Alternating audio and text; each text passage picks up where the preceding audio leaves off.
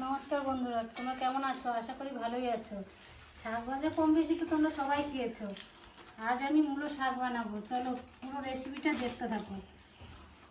মূলো শাকটা প্রথমে ছোট ছোট করে কুচিয়ে নেব। পুরো ভিডিওটা দেখতে থাকবে। মূলো শাকটা আমি কেমনভাবে বানাই, শাকটাকে পুরো কুচিয়ে নিতে হবে।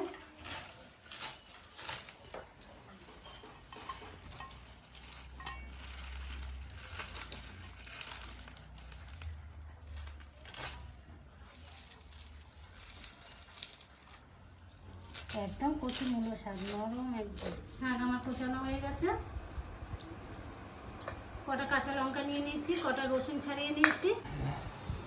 মূলো শাক বানানোর জন্য কিছুটা চিংড়ি মাছ বেছে নিই আমি। চিংড়ি মাছগুলো পুরো খোলা ছাড়িয়ে মাথা টাথা সব বাদ দিয়ে ভিতরে একটা সুতোর মতন থাকে, এটাকে না বার করে নিতে হবে।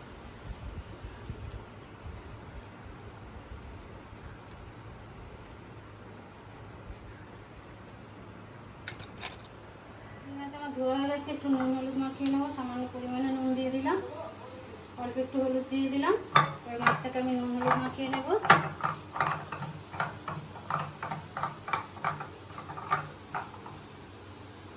মাছটা নুন হলুদ মাখানো হয়ে গেছে।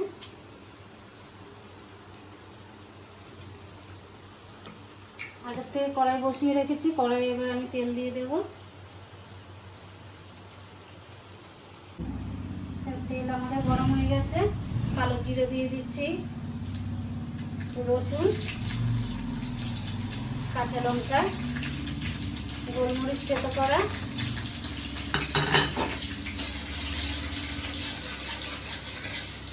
এগুলো একটু লাল লাল করে ভেজে নেব।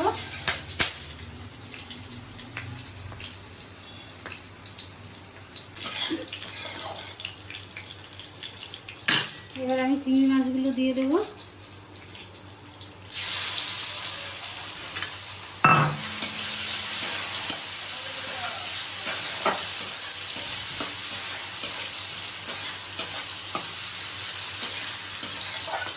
চিংড়ি মাছ দিয়ে মূলো শাক ভাজা করলে এক থালা ভাত খাওয়া হয়ে যায়, আর কোনো সবজি লাগে না। মূলো শাকটা চিংড়ি মাছ রাখলে এত সুন্দর টেস্ট হয়।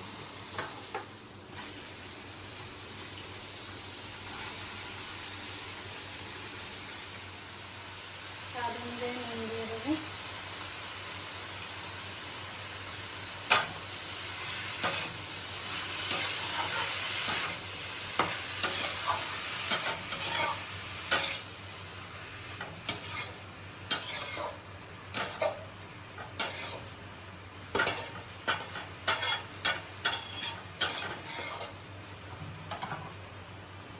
এই শাকটা একটু ঢাকা দিয়ে রাখবো।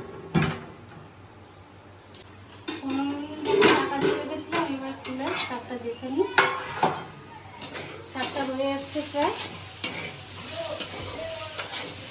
শাক ভাজা আমাদের রেডি হয়ে গেছে।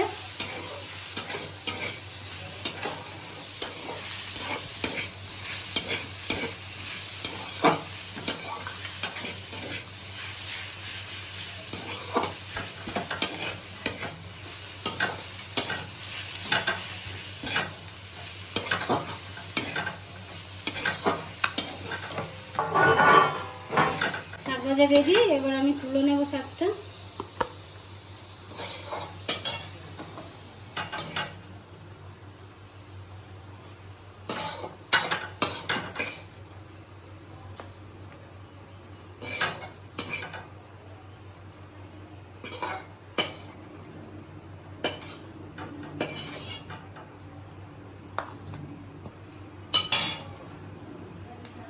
শাক ভাজা রেডি।